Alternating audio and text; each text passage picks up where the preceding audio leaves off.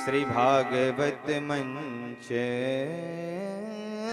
पधार पधार।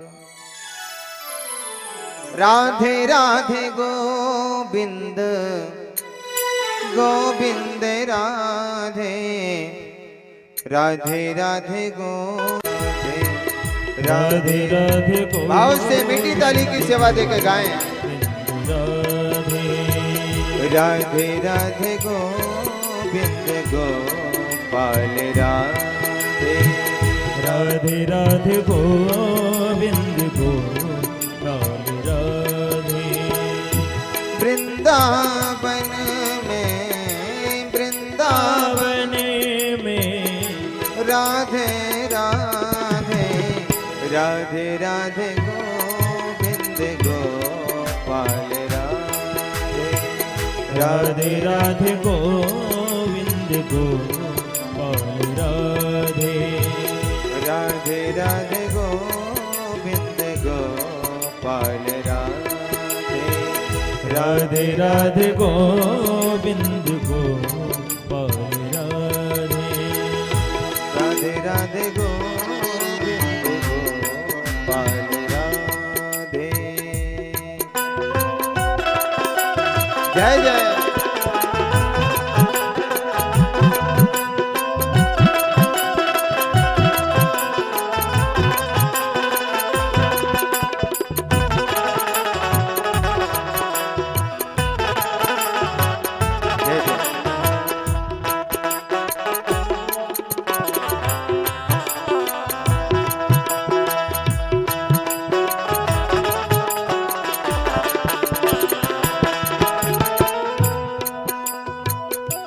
यमुना तट पे यमुना तट पे राधे राधे। यमुना तट पे राधे राधे।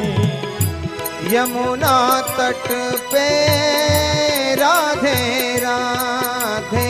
ओ यमुना तट पे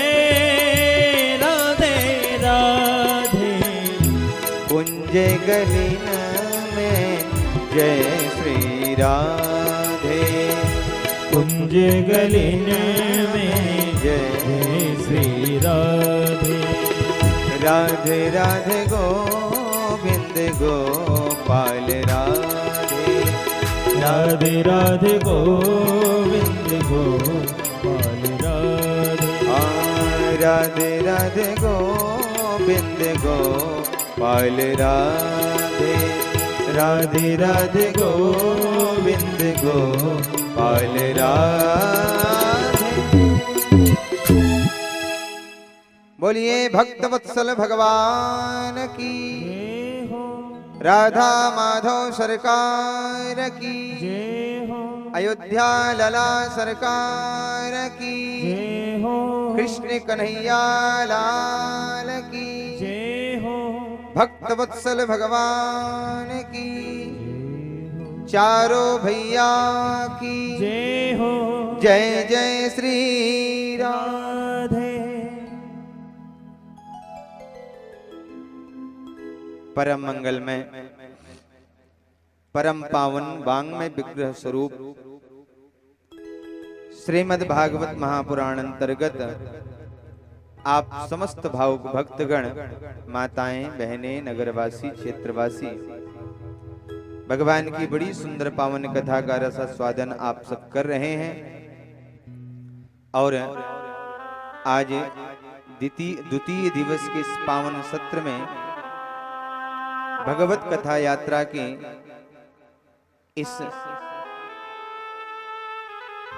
दिव्य धारा में हम सब भगवान की कथा का द्वितीय दिवस का आनंद उठावें, भगवान की कथा का लाभ लें। कल की कथा चर्चा में हम सब निवेदन कर रहे थे, इस व्यासपीठ से निवेदन हो रहा था कि नारद जी ब्रह्मलोक को छोड़ करके धरती पे आए हैं। भैया सुधारिए इसको, बीच बीच में कैसी आवाज हो रही है।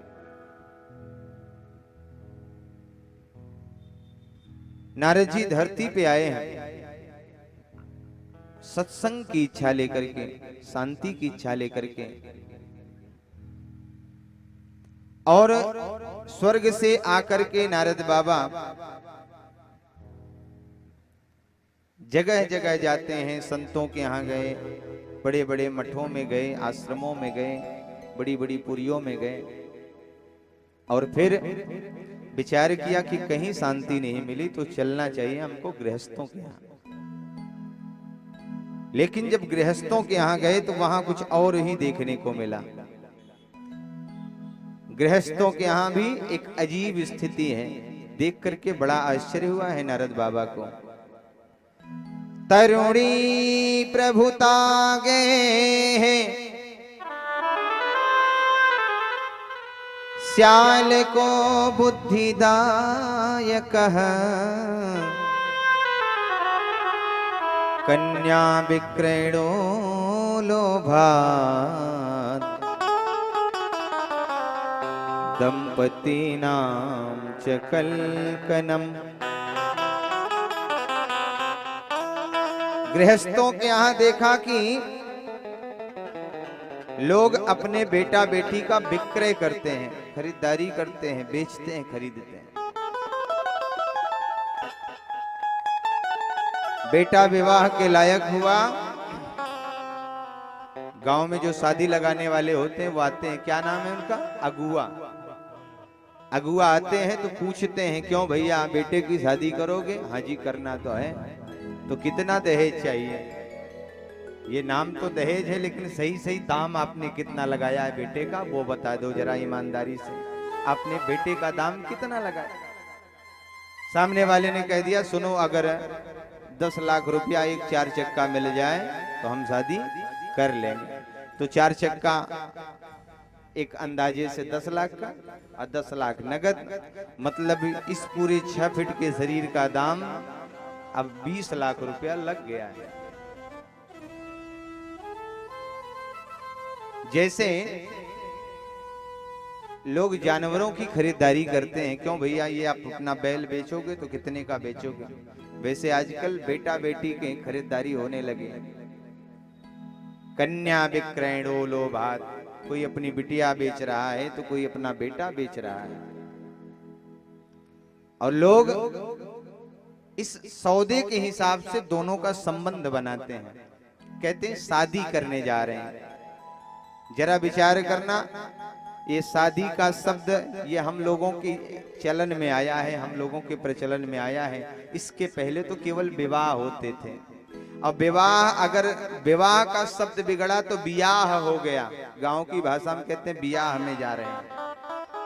लेकिन अब हम लोगों के प्रचलन में शादी है, और ये शादी शब्द जो है ये सौदा शब्द से बिगड़ के बना है। शादी सौदे शब्द से बिगड़ के बना है।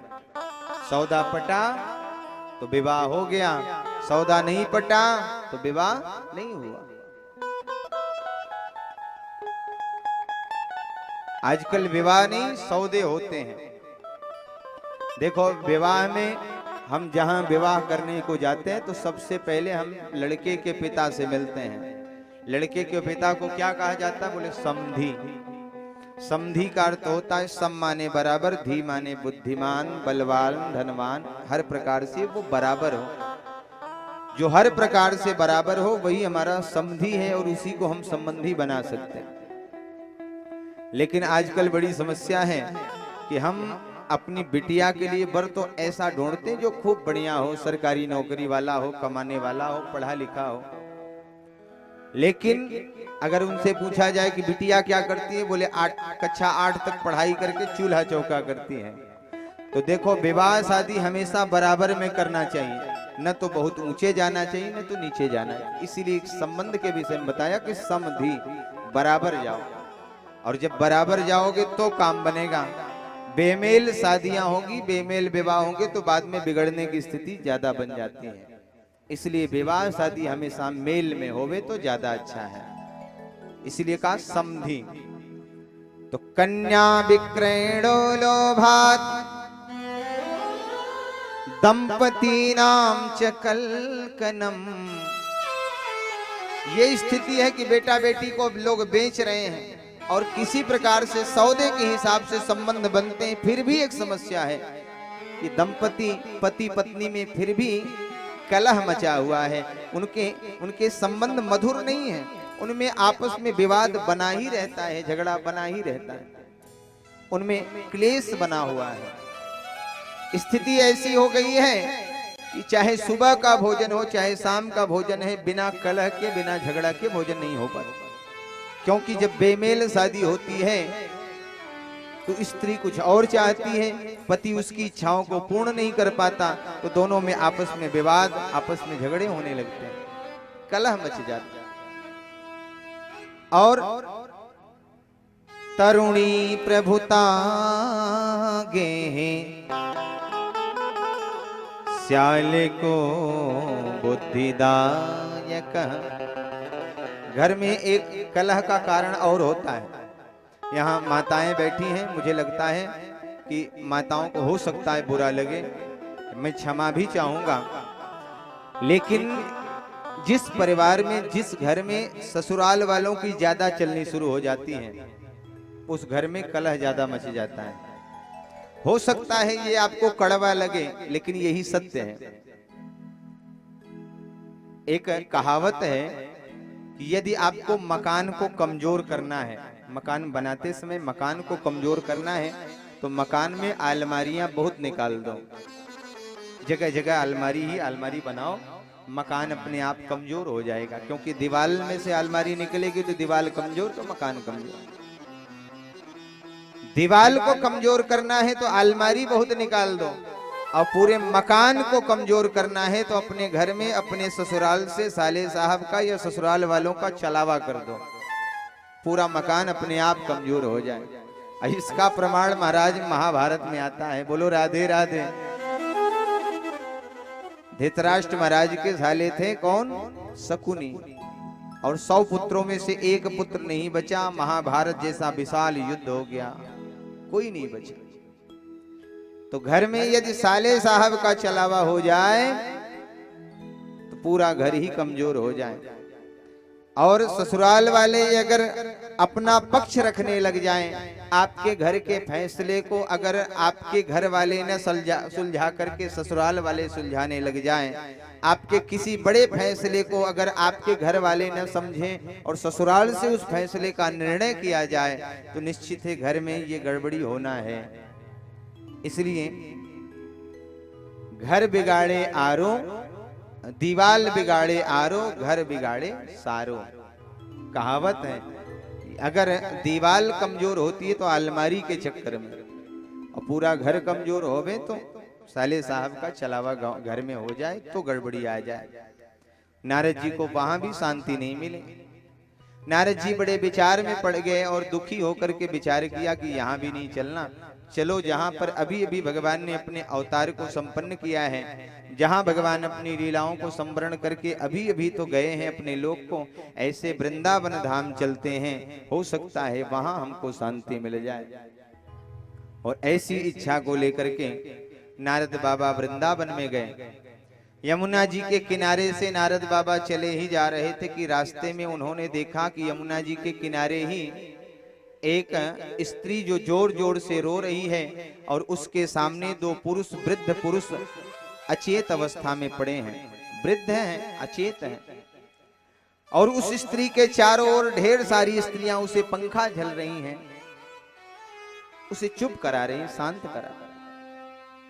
नारद जी को लगा कि ये बड़ा आश्चर्य है कि कोई स्त्री रो रही है, उसके सामने 2-2 पुरुष अचेत अवस्था में पड़े हैं। जरा जाकर के पूछना चाहिए ये देवी जी कौन है, इनका दुख क्या है, किस कारण से दुखी हैं। नारद जी अभी बड़े ही थे कि तभी विचार आया कि हम हैं महात्मा, हम हैं संत, और संतों का स्त्रियों के बीच में जाने का भला कौन सा काम। इसलिए नारद जी लौट पड़े, और जैसे ही लौटे तो उन देवी जी ने उन नारद जी को पुकारा, अरे महाराज जरा रुकिए, अरे महाराज आप जैसे संतों के दर्शन करने से जीवात्मा के कई जन्मों के पाप नष्ट हो जाते हैं, सारे दुख दूर हो जाते हैं। और आज आप हमारे बीच में आकर के भी चले जा रहे हो महाराज, जरा आइए हमारी समस्या का निवारण तो कीजिए, हमारे दुख को दूर कीजिए, हम पर कृपा कीजिए।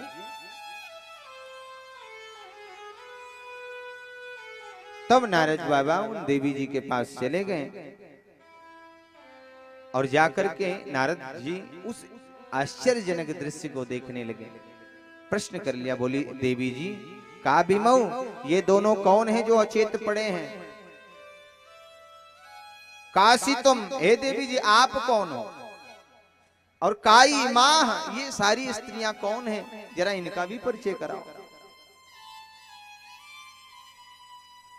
तब उन देवी जी ने अपना परिचय कराया। अहम भक्ति रीति ख्याता, हे महाराज मेरा नाम भक्ति है और ये मेरे दोनों पुत्र हैं ज्ञान और वैराग, जो अचेत और बूढ़े हो गए।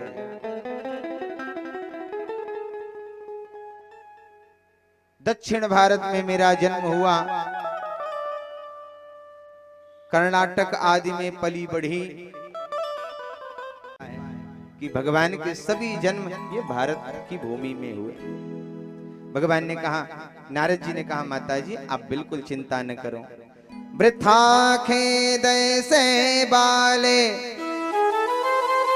अहो चिंता तुरा कथम, श्री कृष्ण चरणाम्भोज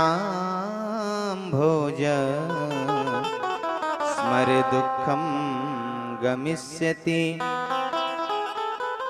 द्रौपदी च परित्राता,